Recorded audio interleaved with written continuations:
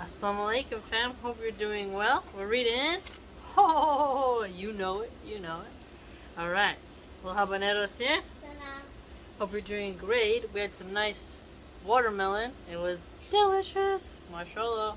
Okay. Chapter 53. Severe warning against not shielding oneself from urine. Bismillah ar-Rahman ar-Rahim. Ibn Abbas narrated, the Prophet, peace be upon him, passed by two graves. He said, these two are being punished, and they are not being punished for something major. As for this one, he would not protect himself from his urine. As for this one, he used to spread namima, slander. Okay, so spreading slander, look at that. Sahih. Abu Isa said, there are narrations on this topic from Abu Huraira, Abu Musa, Abdul Rahman bin Hassana, Zayd bin Thabi, and Abu Bakr. Abu Isa said, this hadith is Hasan Sahih. Mansur narrated this hadith from Mujahid, from Ibn Abbas, but he did not mention from Tawus in it. And the narration of Al-Almash is correct. He said, I heard Abu Bakr Muhammad bin Aban al-Bahi, who narrates from Waqi saying, I heard Waqi saying, Al-Amash preserved the chain of Ibrahim better than Mansur. There you go. Comments. These two are such sins that avoiding them is not very hard. Not very hard. From this aspect, they are not big though, both major from the aspect of sinning. Okay, so there are sins, but they're not like something to overly freak out about, but you should watch it. I mean, cleanliness is important, right? Chapter 54. What has been related about sprinkling water on the urine of a young boy before he reaches the age that he eats food. Qais bin Mihsan narrated, I entered upon the Prophet, peace be upon him, with a son of mine, who was not yet eating food. He urinated on him, so he called for water, which he sprinkled over it. Sahih. What I like about this one is because it shows that the Prophet wasn't above holding a baby, and a little baby boy, they're going to have some accidents. And it wasn't like he punished the baby or punished the mother or got too disgusted or something horrible. He literally just dealt with it. This softness and mercy towards the little innocent children shows a lot about character. Like these pretty boys in their office, if they got something on their suit, they'd probably freak out and like call you every name in the book. But look at the Prophet and how he dealt with the little cute babies. Really shows you a lot. He said, there are narrations on this topic from Ali, Aisha, Zainab, Lubaba bin al-Harith, and she is al-Fadil bin Abbas bin Abdul Muttalib, and Abu Assam, Abdullah bin Amr, and Abu Layla, and Ibn Abbas. Abu Isa said, this is the saying of more than one of the people of knowledge, among the companions of the Prophet, peace be upon him, and the Tabi'in, and those after them, like Ahmad and Ishaq, who said, the urine of a young boy is sprinkled and the urine of the small girl is washed. This is the case when they are not eating food. When they eat, then it is washed in all cases.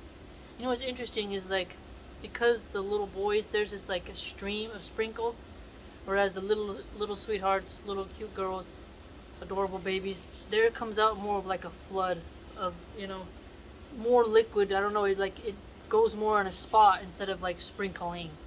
It gets more saturated, especially if you're holding a baby that doesn't have the diaper on. I don't know, maybe some people who haven't held babies don't recognize the nuance of that. Chapter 55. What has been related about the urine of those whose meat is eaten. Okay, let's see. Anas narrated, some people from Urayna arrived in Al-Madinah, and they were uncomfortable and ill from the climate. So Allah's Messenger, peace be upon him, sent them some camels from charity. he told them, "Drink from their milk and urine." So they killed the camel driver that Allah's Messenger, peace be upon him, sent, and they violently drove off the camels and apostatized from Islam. So the Prophet, peace be upon him, came to them. He cut off their hands and feet on opposite side and branded their eyes and threw them in al-Hara. Anas said, "So I saw one of them working over the ground with his mouth until they died." Sahih. And sometimes Hamad said, "Biting the ground with his mouth until they died." Abu Isa said, "This hadith is Hasan Sahih and has been reported from Anas through a number of change in narrations. It is the opinion of most of the people of knowledge. They say there is no harm in the urine of those whose meat is eaten." So, I think I once saw in a survival series that said if you were starving, you have to drink your own urine to survive, because at least that way you would get rehydrated. So, I think concerning the camel, if you're in the desert and you haven't found water for a while, and you're getting severely dehydrated, which is bad for your kidneys, and you have no liquid around you, and you must do something like that, you must do it. You know? When you're surviving in these raw elements, there's a different relation that comes into hand. And I think some animals, like cows especially, and certain seafood, those are critters that you can eat raw, right out of the water. So I guess if you live in the desert at this time, you would have the ability of that. Because it mentions milk and urine. Because not every female camel will have will have milk. So you'd be stuck with the urine if you're desperately far away from the nearest water well. Remember, this is the desert we're talking about. Some person like me who lives a lot in loves a lot and would prefer to live around a lot of snow. You could eat the snow, but you have to watch out for yellow snow because that's been out for a while. It's the elements. But if you're in the desert, it's a whole different type of survival, right? If you're in the jungle, you're going to have different fruit trees or ways you can look for water on leaves, something that you can survive. So, again, a hot desert with little water. I mean, camels are adjusted to that climate, so there's something about that, right? Raw milk used to be able to be squirted out just right out of the dairy cow, and it was really healthy. Now you have these very posh people who are like, it has to be homogenized, pasteurized to kill the bacteria because they inject so much things into the cow. So you can't always have raw milk from the same kind of cow. It has to be a special cow now, a cow that's pure. So a lot of people are very unfamiliar with how life is. I mean, I did see some videos in the safari where some women were poking a hole in the cow, and then the cow would bleed and they would drink the blood. That is haram. We can't drink blood, right? But that was how they were trying to survive, and then they would somehow get the blood to stop so that they could keep the animal alive. I also saw some videos where they would mix the blood with milk and then create some type of blood pancake.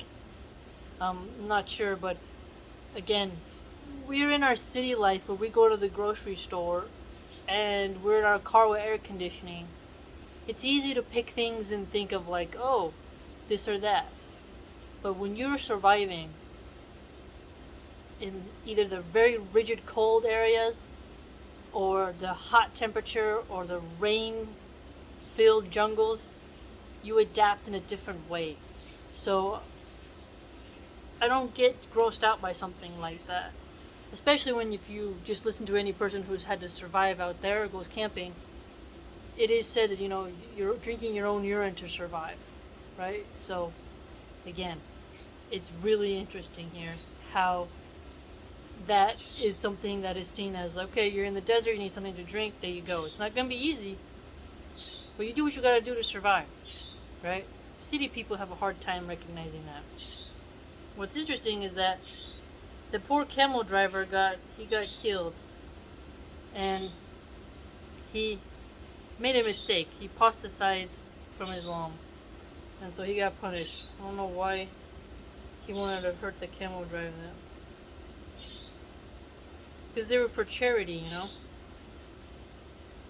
That's really sad. But the punishment that he gave them, I wouldn't see that as, it's like if somebody is really cruel to the camels that you gave for charity, and then you insult Islam, there is retribution. Now, I want to say something. So it says here, like, he cut off the hands, he punished them, right? Whereas a lot of atheist liberals, they make a lot of excuses for the gang violence, right? Those gangbangers will put a bullet in your head because you said something about their mother or you insulted their honor. They'll put you out. Those same types create music that liberal atheists will say it's okay for your kids to hear. This is why more and more, if you look at the hypocrisy and morality that liberal atheists throw upon Muslims, because there's aspects of harsh punishment, I really start to wonder about them. You have to really look at it, because if you criticize gangbanger music that talks about killing, trashing women, which is more detrimental for the young youth, especially because it's unjustified, you'll find liberal atheists making excuses as to why these gangs are doing this or why they're doing that, and how they want to be softer on crime. So when I hear harsh punishment, where the Pharaoh style punishment, where Pharaoh, he also threatened to have, one hand cut off and then the opposite, the left foot, these sort of corporal punishments in our day and age, where we're very soft and filled with soy, we don't understand strength in that way, right? Because atheists argue that there is no deterrence towards crime and that you have to kind of really have the soft cotton ball approach to criminality.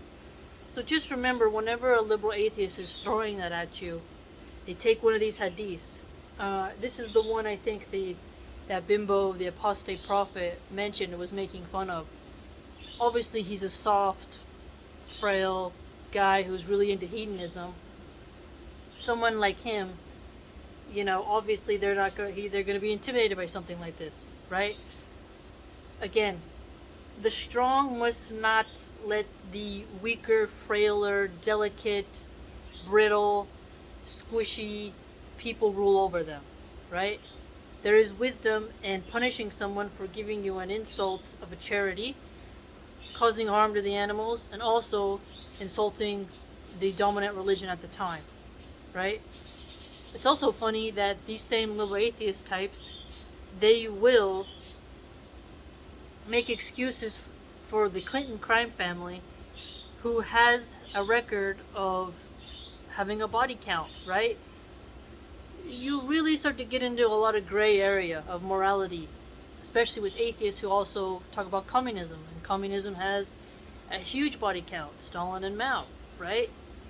So just keep that in mind whenever they take something like this and throw it in your face. Be ready with, okay, what crimes have, atheists done to humanity? And have you ever gone camping or survived out in the elements, right? Have you even been around livestock, right? And then you'll start to see how they're pampered city university brats who are very out of touch and despise agricultural workers and see themselves as superior. Just keep that in mind. So, keep that in mind, right? Comments. The urine of the animals that are lawful for eating is not impure. Most of the scholars and great scholars of Hadith hold this opinion. This is the preferred view in the light of the saying of the Prophet, peace be upon him. The view of the scholars who are in favor of the impurity of urine of lawful animals is not correct. Okay. So, keep that in mind. Keep that in mind.